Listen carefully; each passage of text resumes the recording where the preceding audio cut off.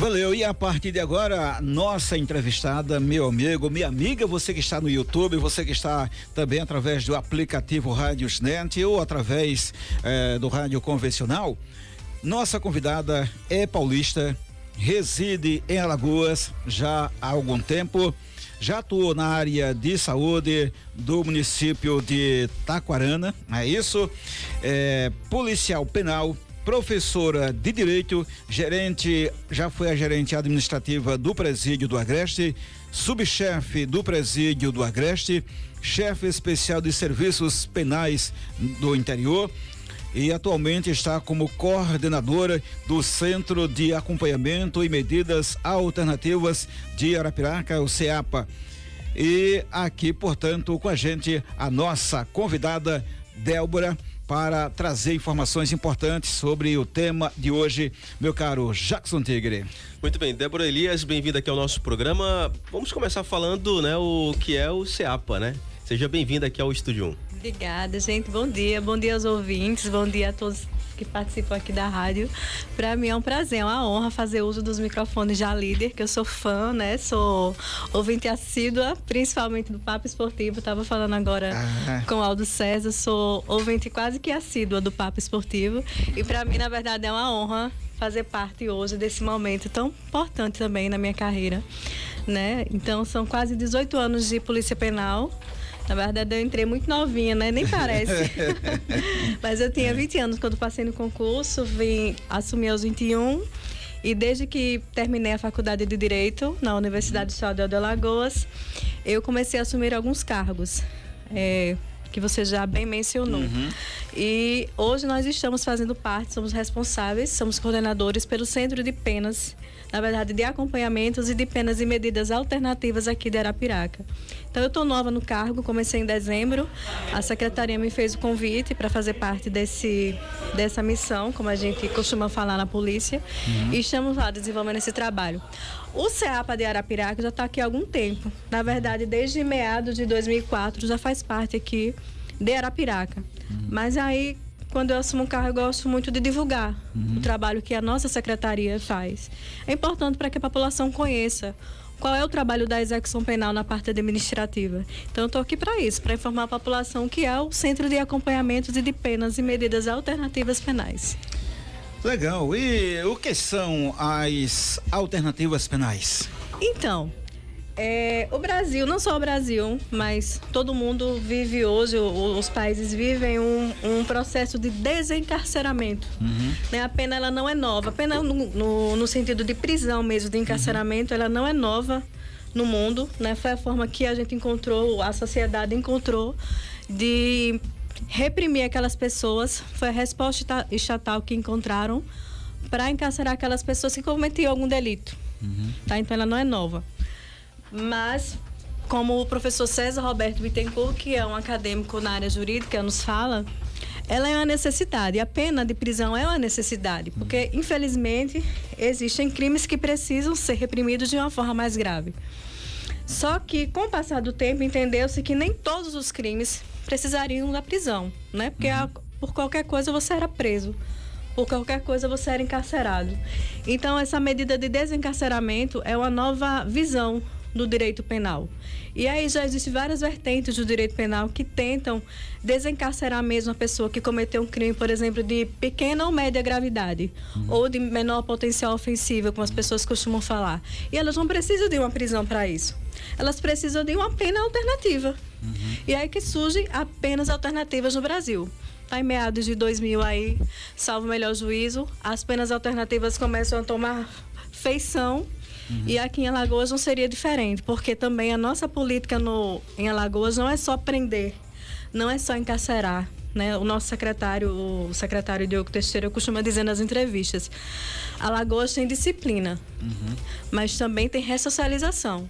Então a gente trabalha também com desencarceramento e as penas alternativas vêm para isso mesmo, né? Para que os cumpridores e não presos, como alguns chamam, possam cumprir a sua pena de uma forma menos gravosa, que seria o caso da prisão. Muito bem, no caso, para a gente entender melhor, para o entendimento do ouvinte em casa, o cara que foi preso, por exemplo, a pena dele, ela pode ser direcionada para esse sentido aí, dele, por exemplo, prestar um serviço, né? Fazer algo nesse sentido. Exato, vai depender muito Mas ele fica também ainda, né, preso, é isso? Não. Vamos lá. Para entender melhor, né? Existe uma diferença, como o professor Rogério Sanches nos fala, um doutrinador jurídico. Mas pra cá um pouquinho, assim? É isso, pertinho aí. Tá legal. Existe uma diferença grande entre penas alternativas e alternativas à pena. Penas alternativas são aquelas penas que o juiz, na sentença, para aquele mesmo crime, regra geral, exceção, aplica uma pena privativa de liberdade, ou seja, uma pena que vai ensejar a prisão, mas na mesma sentença ele substitui aquela pena privativa de liberdade por restritiva de direito. Por que é que ele faz isso? Porque quando ele faz a dosimetria da pena, a dosagem da pena, segundo o critério trifásico, isso aí já é uma parte mais acadêmica, mas segundo o critério trifásico da pena, que é usado aqui no Brasil, quando ele faz toda essa dosagem, ele entende que aquela pessoa faz jus à pena restritiva de direito, que é a pena alternativa. Segundo o artigo 44 do Código Penal, e também alguns artigos da Lei de Execuções Penais. Se ele fizer jus àqueles requisitos, por exemplo, se a pena for menor que 4 anos, igual ou inferior a 4 anos, se o crime foi cometido sem violência ou grave ameaça, por exemplo, um furto, digamos, um furto, que tem pena, salvo o melhor juízo, de 1 a 3 anos. Se ele foi cometido... esse é o primeiro requisito, né? É o crime ser menor que 4 anos. Aí vem ser violência ou grave ameaça. Se é socialmente recomendável que aquela pessoa tenha a pena alternativa, porque às vezes ela cumpre algum requisito, mas ela não é socialmente recomendável, porque ele é um reincidente específico, por exemplo, ele já cometeu vários furtos. Então o juiz ele não vai fazer essa substituição. Então as alternativas penais elas servem para isso. O juiz da própria sentença para o mesmo crime substitui aquela pena que seria de prisão por uma restritiva de direito. As alternativas à pena, o que é? A própria pena dela já, daquele crime cometido, já é uma medida administrativa. Então, se ela for descumprida, porque pode acontecer que quando o juiz substituiu lá a pena privativa de liberdade pela restritiva de direito, a pessoa não cumpriu a restritiva de direito. Ela, por exemplo, não cumpriu a prestação de serviço à comunidade. Então, o que acontece? Regra geral, pelo Código Penal, ela volta à prisão. Certo? O que acontece na alternativa da pena é o seguinte, que quando o juiz ele substitui, ela não volta para a prisão. Porque o preceito secundário, a pena, já não tinha prisão. Então, por que ele vai botar a prisão novamente? Não tem lógica, né? Diferente também de medidas alternativas à pena. Que é aquela, por exemplo, que não substitui nada, que não suspende nada. Ela só suspende a execução da pena. Desculpa, medidas alternativas à prisão. Melhor dizendo. Então, as medidas alternativas à prisão são aquelas que você não substitui nada, não suspende nada, só suspende a execução da pena. Exemplo, o SUSIS, é a suspensão condicional da pena. É o Instituto do Direito Penal, que se você cumprir alguns requisitos, você não vai cumprir a pena. Não significa dizer que você não foi condenado por aquele crime, mas a sua pena é suspensa. Então, existem essas diferenças aí que às vezes a população não entende, né? Acha que todo crime, por exemplo, tem que ter prisão. Não, pessoal, não tem. Nem todo crime seja prisão. No Brasil, não, e em vários países. Há hoje uma corrente acadêmica e está ganhando muita força, que a gente chama de justiça restaurativa ou justiça negociada, justiça penal negociada. Imagine você pagar por um crime sem nem ter processo. Né? É o que acontece, por exemplo, com a NPP, que é o Acordo de Não Persecução Penal, que é um acordo feito entre o Ministério Público, a defesa e o acusado, para você cumprir alguns requisitos, e se ele também fazer jus a esses requisitos, que está lá no artigo 28A do Código de Processo Penal, se ele cumprir tudo certinho, nem processo tem. Então, olha como o processo penal hoje, como o direito penal, ele está restaurativo, ele está negociável. Nem tudo é prisão, nem tudo é pena. É bem verdade que, claro, que os crimes de maior gravidade é necessário que a pessoa sinta, né? E às vezes ela só sente a reprimenda mesmo, a resposta estatal através da prisão. E é isso que acontece.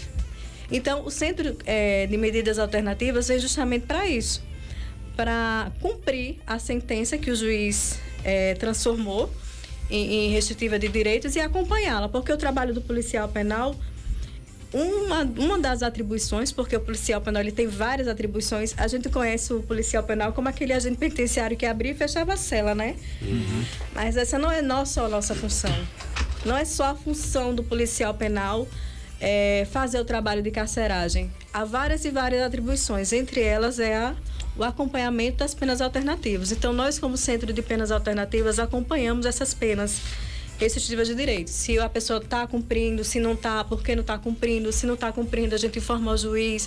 A gente tem um trabalho também de conversar com esses cumpridores, o porquê de não estar cumprindo, porque pode ocorrer. Ninguém está livre de cometer um crime, né? Então, por favor, Nelson.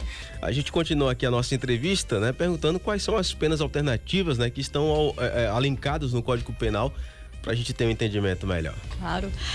Existem várias penas alternativas, não só no Código Penal, mas nas leis especiais. O Código de Defesa do Consumidor, existem penas alternativas também.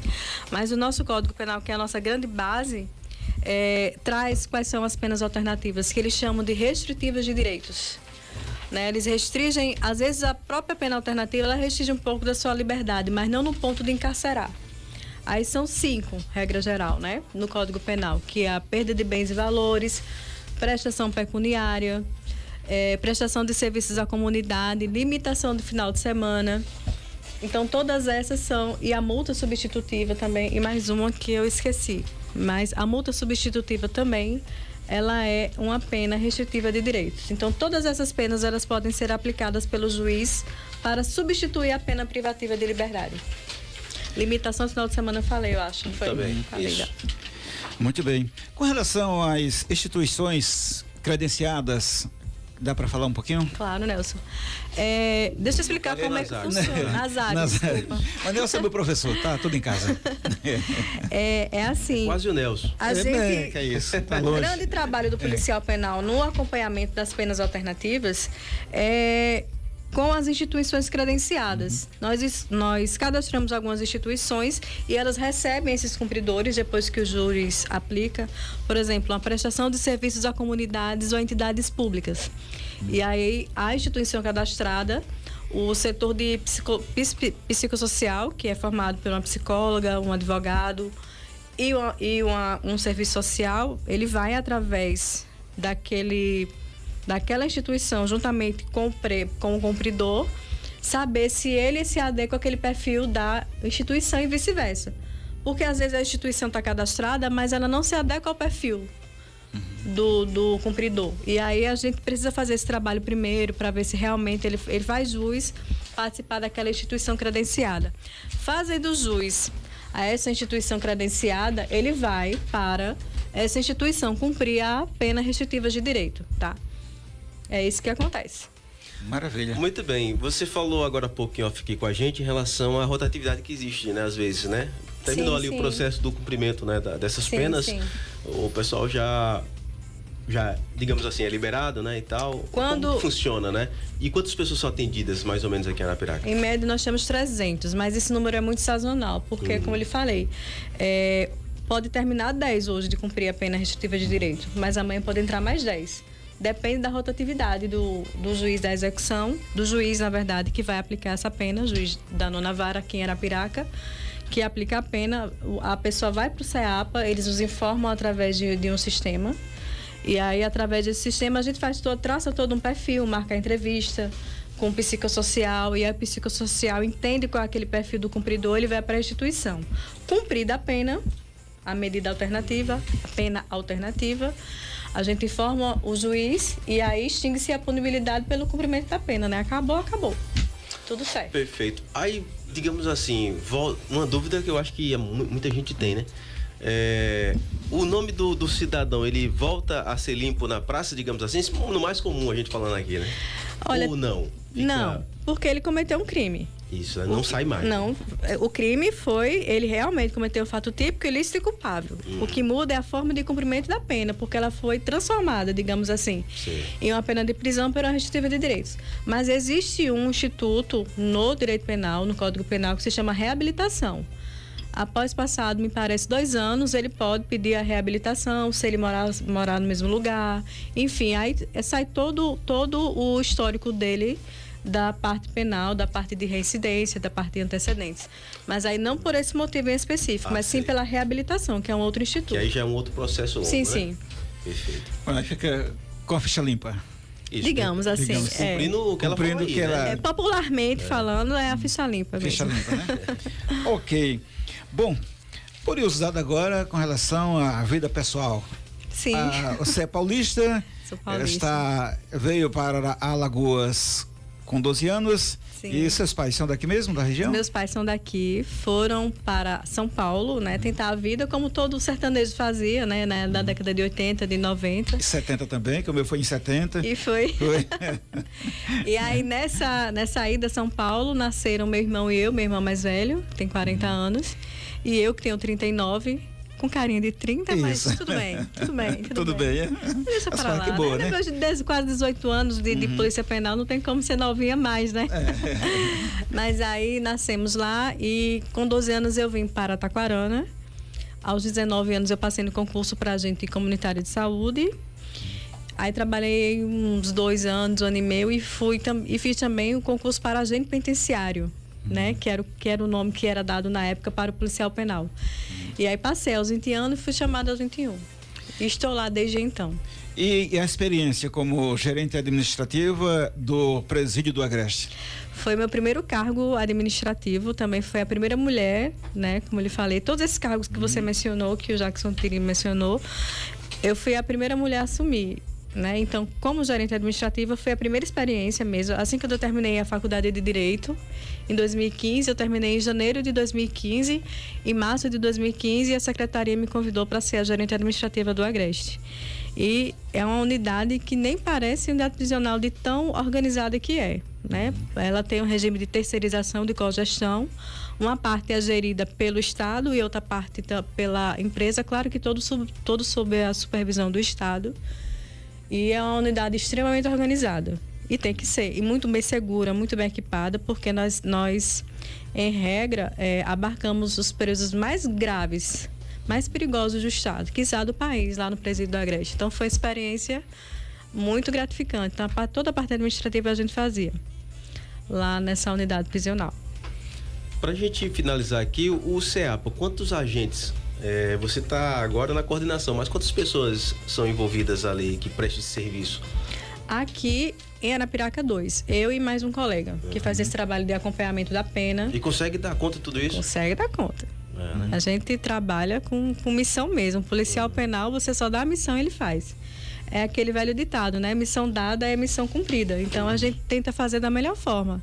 Tem um trabalho de expediente, né? Que é o expediente normal, de fórum, né? Porque o CEAPA está localizado lá no fórum, ali na Rua Samaritana, perto de todos os órgãos ali, Ministério Público, Defensoria Pública. Nós ficamos ali no térreo, perto da... vizinho... Ao lado do shopping ali, né? Ao lado do shopping. E vizinho à Ordem dos Advogados do Brasil. Então, a população está convidada a conhecer para maiores esclarecimentos.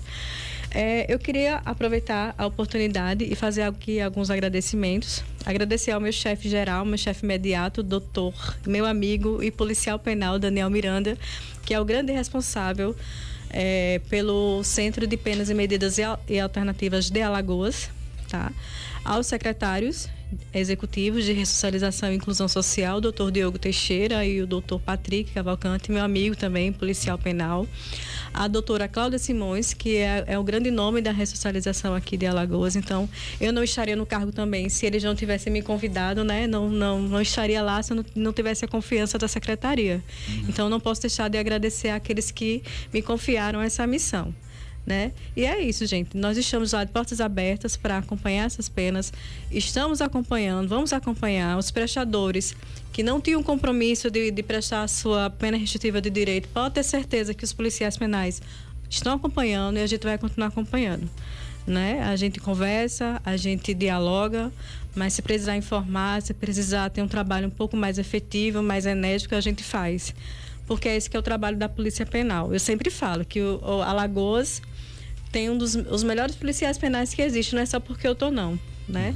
E de que a sociedade está muito bem resguardada porque existem policiais penais muito dedicados às suas funções. Isso é muito bom. E aproveitar também e agradecer ao Nazário Júnior, seu filho, que me passou o contato da emissora do Aldo César para que eu pudesse explicar à população o que é o Centro de Penas Alternativas. Agradecer à Rádio Líder pela oportunidade que me é dada, não só para mim, mas para a Secretaria como um todo, né, do Estado, para que a população realmente acompanhe e conheça o que são as medidas alternativas. E mais uma vez eu repito, pessoal, nem tudo é prisão. Nem tudo precisa de prisão. Às vezes a pessoa precisa só de uma reprimenda, de uma resposta estatal que não a encarcere, mas que ensine, porque a finalidade da pena também é ressocializar. Não é só disciplinar. Então, muito obrigada a todos que participaram da nossa entrevista. Samuel Normal, o menino que eu já esqueci o nome. O Wanderson. O Wanderson, ao Jackson Tigre, a você. E muito obrigada. Valeu. E assim o nosso diálogo super especial com a policial penal, bacharela em Direito, Débora Elias de Amorim, ela que é a coordenadora do Centro de Acompanhamento e Medidas Alternativas de Arapiraca, o CEAPA. Meu caro Jackson Tigre. Muito bem, amanhã não tem programa, que é sábado, né, Wanderson Silva, Estúdio 1, só volta na segunda, mas desde já, né, o Dia Internacional da Mulher, parabéns para você. E, aliás, pelo histórico aqui, né? Todos os cargos que você ocupou de forma ineta, digamos assim, né? Ou seja, desbravando tudo, mulher, né? Então, acho que é importante a gente citar isso aqui. Muito obrigado. Tá, e se o Asa ganhar amanhã, pra mim já tá ótimo. Ó, que maravilha. Já ganhei meu dia amanhã. Coisa boa. Obrigada. Valeu.